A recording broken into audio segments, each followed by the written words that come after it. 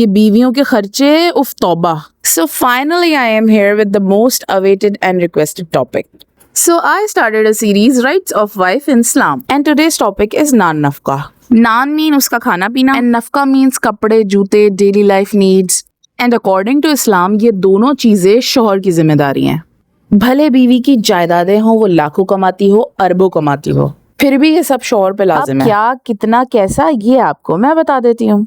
आपकी बीवी शादी से पहले अपने माँ बाप के घर पे जैसा खाती पीती, पहनती ओढ़ती, चीजें इस्तेमाल करती थी, वही सब कुछ आप पर देना लाजिम है। अगर तो आप गरीब हैं और उतनी इस्तात नहीं रखते तो अपनी फाइनेंशियल कंडीशन के हिसाब से बेस्ट देना आपके ऊपर लाजिम है।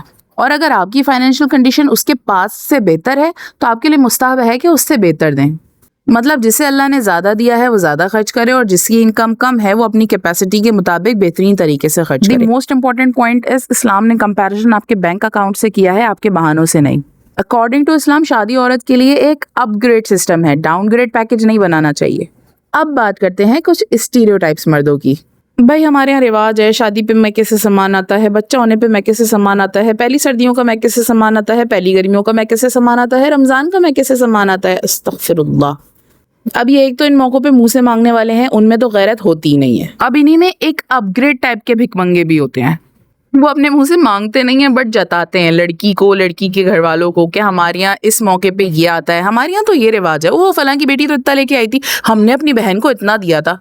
And according to my opinion ऐसे लोगों में गैरत ना होने के साथ साथ मुनाफकत भी है, क्योंकि ये सामान लेते टाइम एक्टिंग भी करेंगे, नहीं नहीं इसकी क्या जरूरत थी, अरे ये क्यों कर दिया। और लड़की के माँ बाप बेचारे अपनी बेटी को तानों और झगड़ों से बचाने के लिए वो सब कुछ देंगे भी। तो मेरे नजदीक इनसे बेहतर वो हैं जो मुंह से मांग के ले लेते हैं।